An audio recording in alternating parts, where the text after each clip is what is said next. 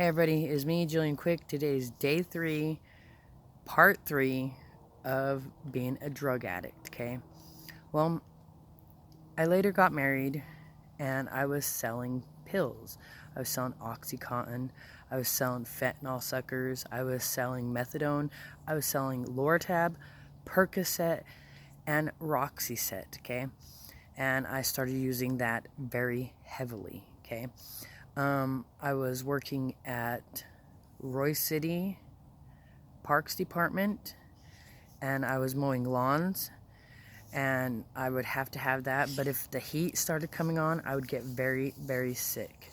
I was making a lot of money working a job and selling, and life was good, so I thought it was, but I was actually setting myself up to fail because if I didn't have that, I was sick. If I got overheated, I was sick.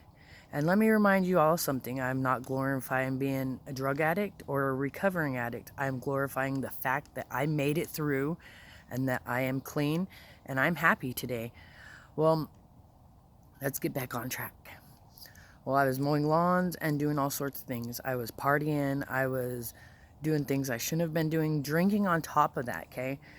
And I slowly, as I was doing all that, I slowly started working my way into doing mushrooms, okay? Well, it wasn't cool. I started taking a lot of mushrooms and I was doing that every day to where it made me have a seizure in the middle of the kitchen.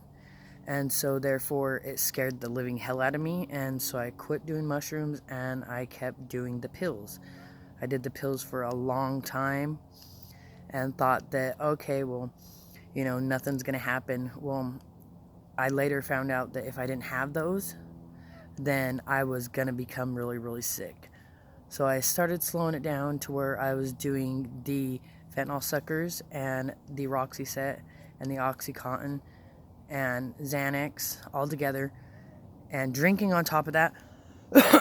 And it wasn't cool, it was one of the most scariest times of my life because I didn't know at any minute I could be dead or, hurt some people around me because I was killing myself slowly.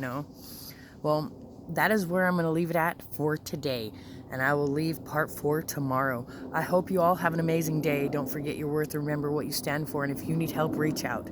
Let somebody help you. Don't be afraid. I know some of us are afraid, but don't be afraid, okay?